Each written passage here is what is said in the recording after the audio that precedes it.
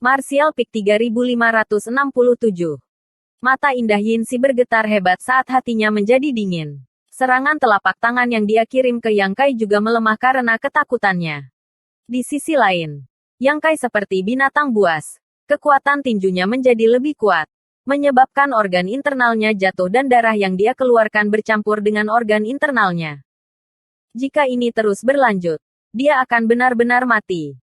Dia tidak pernah membayangkan bahwa dia, seorang half saint, suatu hari akan diancam oleh Raja Iblis tingkat tinggi.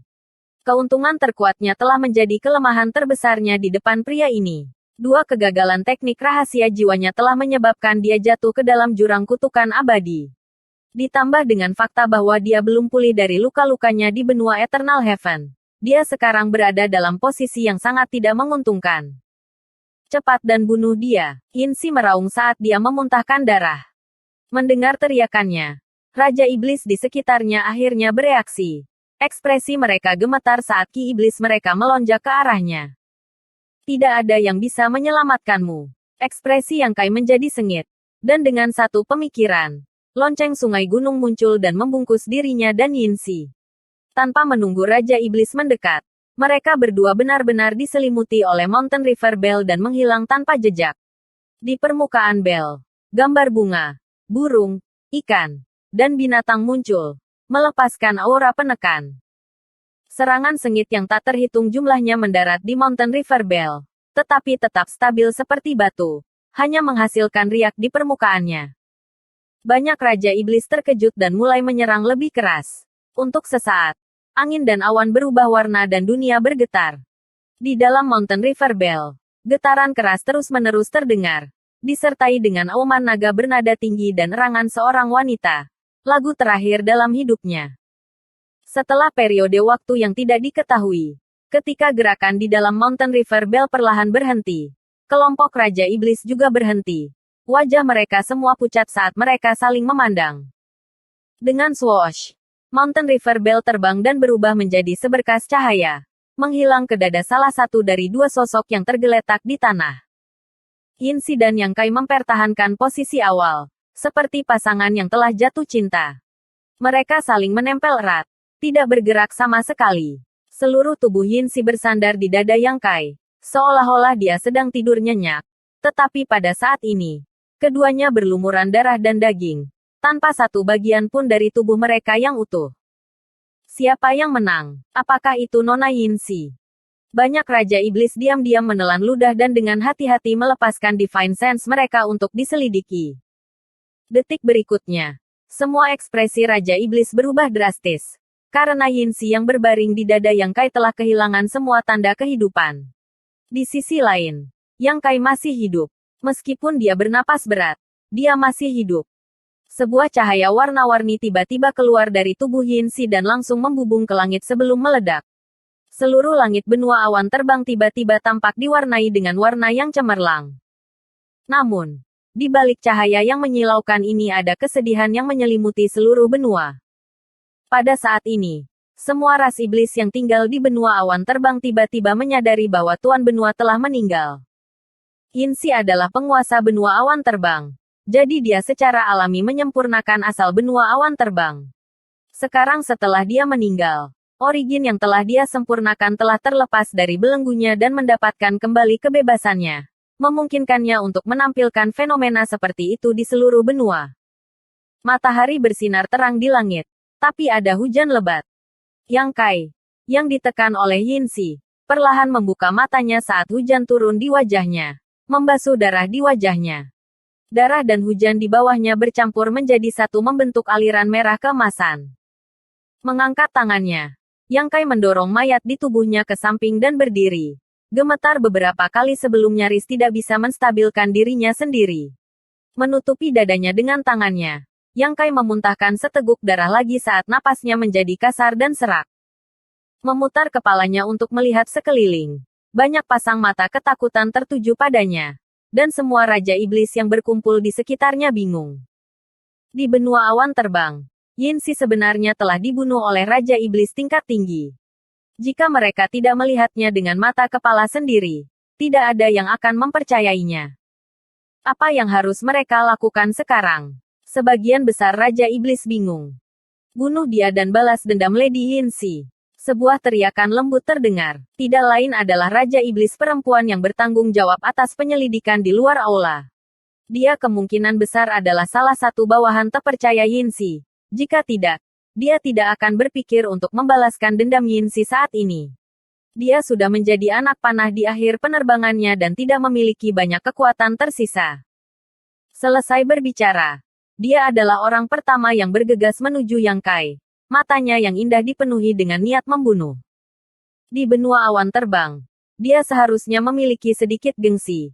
Jadi ketika dia pindah, banyak Raja Iblis mengikutinya. Masing-masing dipenuhi dengan niat membunuh. Sejujurnya, dia benar. Yang Kai benar-benar berada di ujung talinya. Dengan budidaya Raja Iblis tingkat tinggi, dia telah membunuh Half Saint. Meskipun Half Saint itu terluka, Yang Kai telah membayar mahal dalam pertempuran jarak dekat.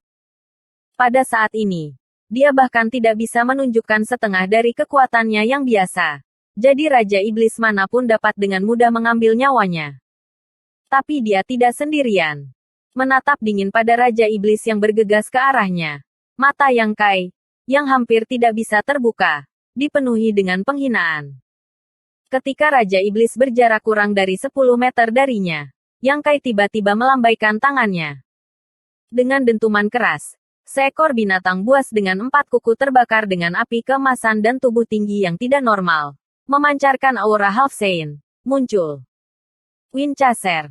Setelah melarikan diri dari benua Eternal Heaven, Winchester telah ditempatkan di dunia kecil misterius oleh Yang Kai.